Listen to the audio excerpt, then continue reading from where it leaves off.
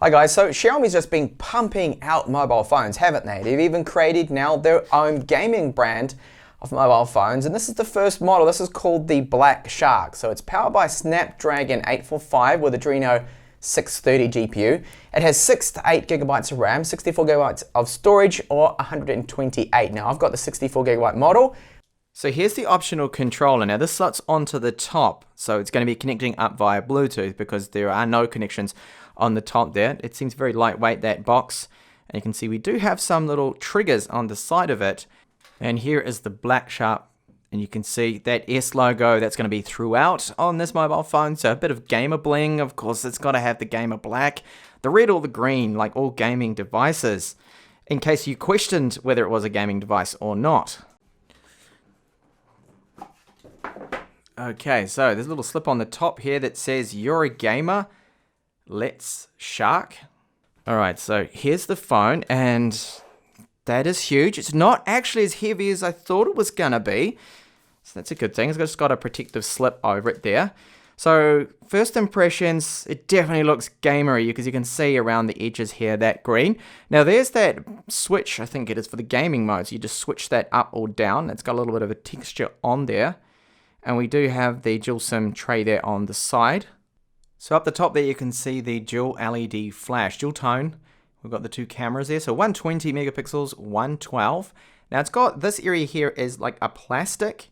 This is more like a matte plastic, but the build quality of this is excellent. It actually feels really good in hand. Not bad at all, and not as thick as I thought it was going to be. I'll measure the weight and the thickness of it in just a second. So you can see down the bottom here, it says Black Shark, obviously. And then we have what looks like 2 speakers perhaps, or probably actually one of these will be the microphone. The Type-C port there, these are the antenna strips. So this Type-C port has another green accent in there. Just to remind you again that it's a gaming device. So we've got some volume buttons there, they're made out of metal. And the power on button, that does feel really good. Curved edges, but excellent build quality. No problems whatsoever with this. So a home button / fingerprint reader there on the front. Taking a closer look at the cameras, I can tell straight away that this does not have optical image stabilization. I don't think it was actually advertised, so I was not expecting it. And there is that S logo, so it's not as offensive as I thought it was going to be. The press images made it look like that this was going to be like some super hyper fluorescent green that's going to stand out, but it's not as bad as I thought. So 198 grams, and this is probably why it doesn't actually feel that heavy to me, because I'm used to a very similar weight with the Xiaomi Mi Mix 2S. They're almost identical. So the thickness comes in at 9.55 millimeters. There is really no thickest point. There is no camera bulge. It doesn't actually stick out any more than the rest of the mobile phone.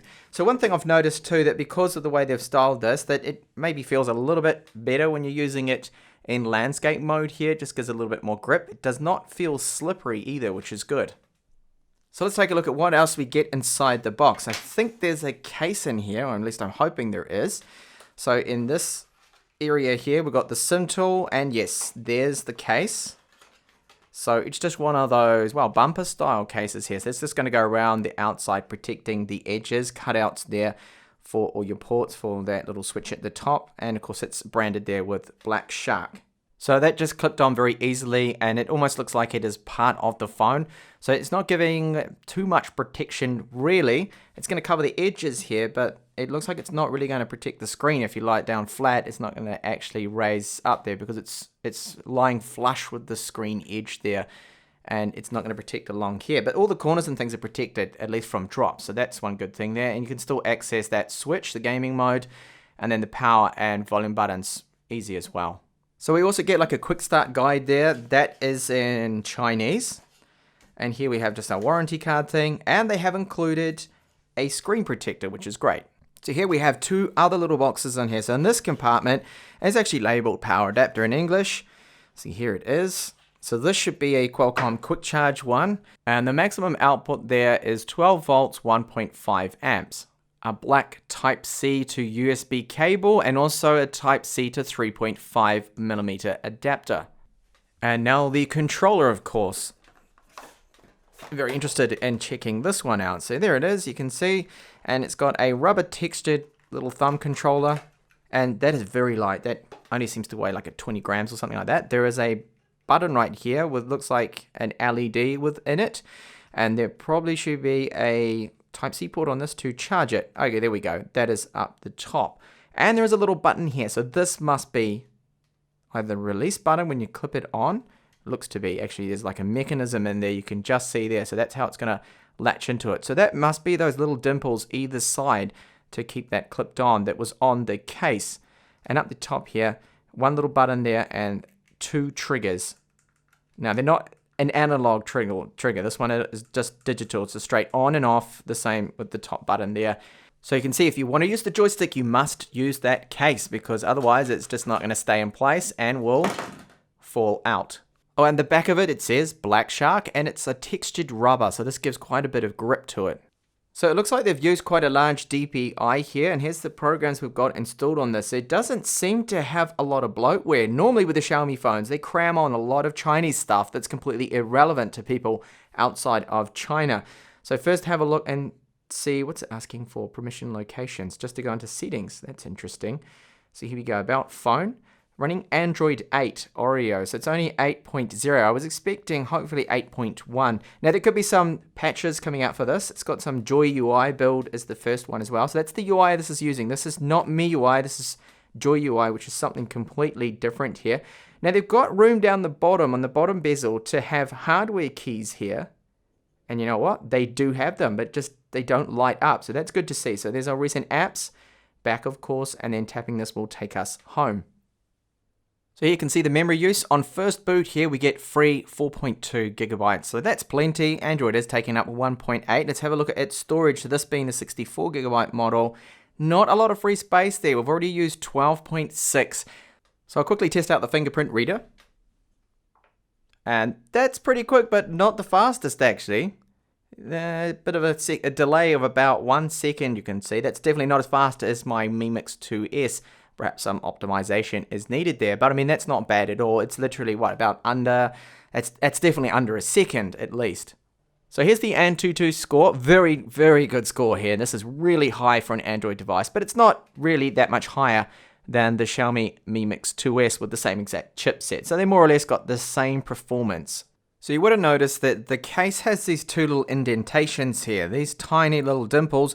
That is actually where the handle's going to clip on. So the joypad will clip into this. Show you now. So you just got to line them both up and it slots in. You will hear a little click. And that is on there. That is really solid. That's not going to go anywhere because it's got the whole case around it. So that's supporting it, keeping that locked on. You can hold it one-handed there. It's very rigid. And it does feel comfortable, but this is definitely not Xbox 360, Xbox One, or PS3, 4 controller comfortable. It is small. It's designed to be portable, of course. So you can see a little light here. So that's blue because I've paired this up with Bluetooth, of course. It turns red when you're charging, and then it will turn, I think it was green or blue once fully charged. It does not take long at all to charge. I connected it up. It probably already came with quite a bit of battery in there. And you can see how it is on the rear. So that's very sturdy. And of course, we've got that rubber on the back here. So it gives us plenty of grip when gaming. And it is quite comfortable.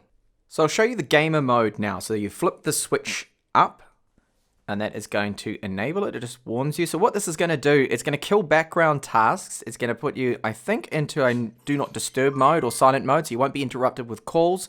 And I'll just test it out too. I think tapping the home button, if you accidentally tap that, it's going to do nothing. No, you can see there, you need to flick the switch. It's just telling you there that you need to toggle that.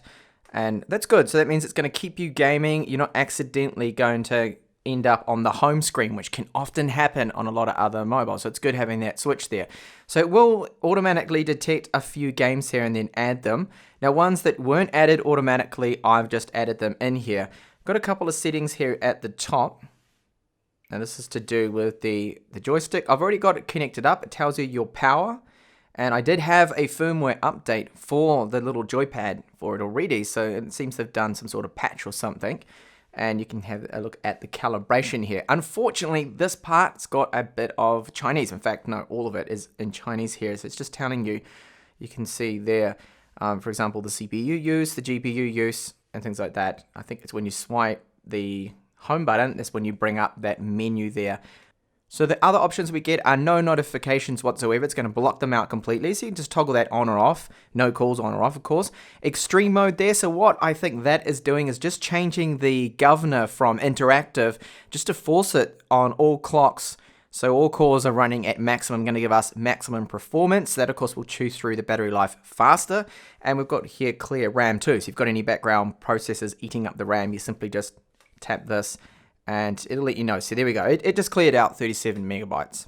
So looking now how it handles PUBG. So you use your finger to look around as you would, but you don't need to use the joystick here to control anymore because that's now taken over by the hardware joystick. So that's going to make things a little bit easy for moving around, especially you can sort of strafe to the left or something like that when you're aiming and shooting at people. It's going to make life a bit easier. Now the button at the top, I've noticed that doesn't really, well, it makes you control the aim then, but it kind of, look at this, it goes all over the place. So I don't think that is configured properly. I'm not too sure just at this point yet how to configure it.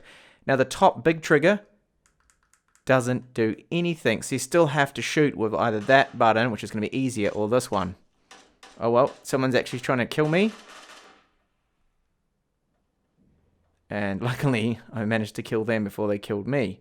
So it is going to make gaming a little bit easier. And as far as the frame rate goes, I mean, this is really smooth. This is one of the smoothest experiences you're going to get, of course, with a Snapdragon 845 in a game like PUBG here. See when I go and zoom in there? Really smooth. So this is a question that commonly pops up here, treble check. So yes, it's supporting treble because it's running Android 8 Oreo, and this is for more seamless OS updates. And the good news is it's both partition A and B. So since this is a gaming mobile and it does not have a 3.5mm headphone jack, it better have good speakers, and luckily it does. So the extra wide earpiece at the top also houses another speaker, so it does have dual speakers on here, and this is great. And I think because it's a little bit bigger is also why it has a little bit of mids in here, and it's a little bit more punchier than the typical ones we see like on Xiaomi's Mi Mix 2 or the Mi Mix 2S. So the loudspeaker down here on the bottom is doing most of the work, and it's just that one there that adds to it. So I'll give you a sample of it now.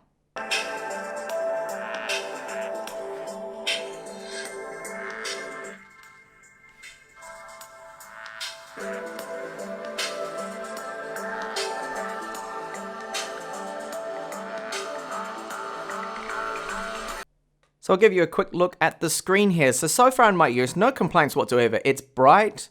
The viewing angles, they're good for an IPS panel. The touch sensitivity and accuracy is excellent. Color reproduction looks good. No complaints with the white balance or everything like that.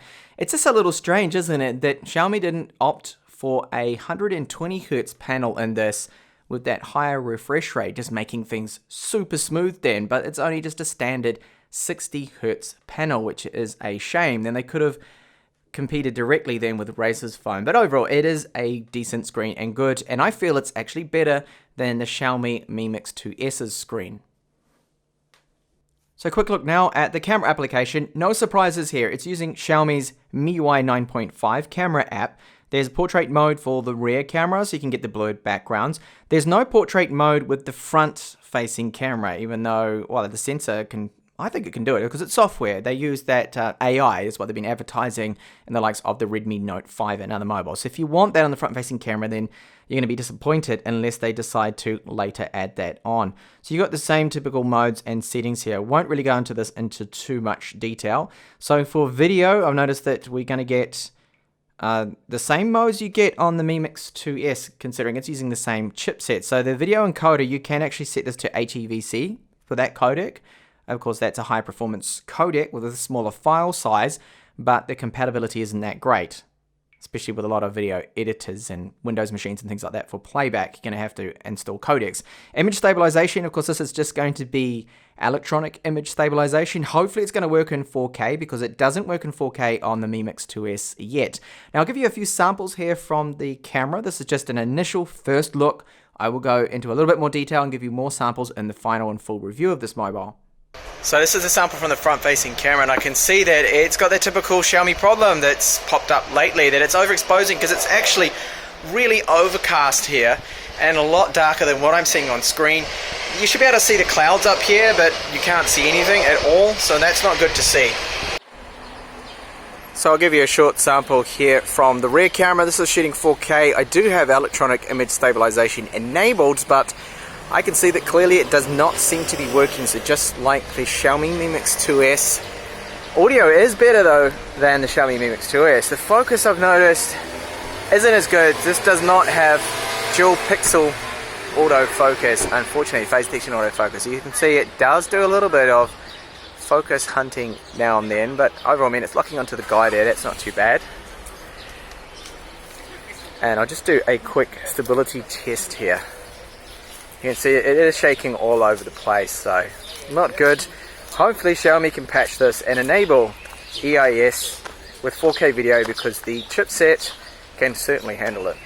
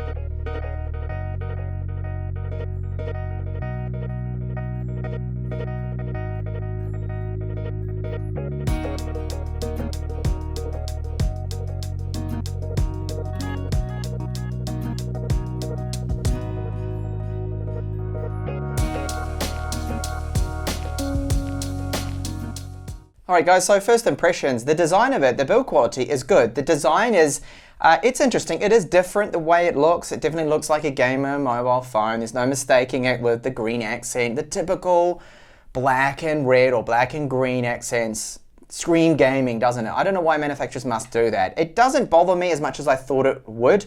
When I saw the press images, I thought, wow, that, you know, that's a little bit ugly, isn't it? I mean, it's not wonderful looking. I definitely prefer the Mi Mix 2S over this one in terms of the build and the style of it. But it's great that we do have this add-on little joystick here, so it just clips into the top, and it really does help with games, especially running around in PUBG. It's just so much easier, of course, having hardware controls versus your touchscreen controls. I always prefer, and I'm pretty much sure that everyone will agree with me, that hardware controls are the way to go. If you can, of course, if you can plug in a joystick and use that, you would. So that is great, and it's really easy to remove it. But I mean, it is a huge mobile phone. This is massive compared to my Mi Max 2. Look at it, almost as tall. So yeah, big. But I do like the loudspeakers on this as well. The loudspeakers are good, better than the Mi Mix 2S, and that's their flagship. And this has better audio as well in video, better audio and voice calls. So far I've made one call, and yeah, it is actually better there, which is good. So battery life, I'm not too sure what it's going to be, but in my 20 minutes of gaming of PUBG, I lost about 10% battery life. So I'm kind of calculating there, you're looking at around about 4 to 5 hours of full-on gaming with the performance gaming mode enabled, using that little switch there on the left-hand side. So that's going to chew through the battery, but it's going to give you the maximum, most optimal performance. So you probably need to charge it at some point. You're going to have to use a Bluetooth headset, which comes to the obvious cons. Yes, no 3.5mm headphone jack. It's kind of crazy. This is a gaming device. It really should have it. So that's not great. The lacking micro SD card, you know, should have it. So they're forcing us to get the 128GB model, really, because gamers are going to need a lot of storage. I don't see a lot of people opting for the 64GB, because some games can be like 5GB, can be really huge once you install everything, different levels. For example, like Real Racing 3, that game can take up a lot of space there. So yeah, micro SD card and missing that 3.5mm headphone jack. If you can get over that, so far it's looking like a decent phone.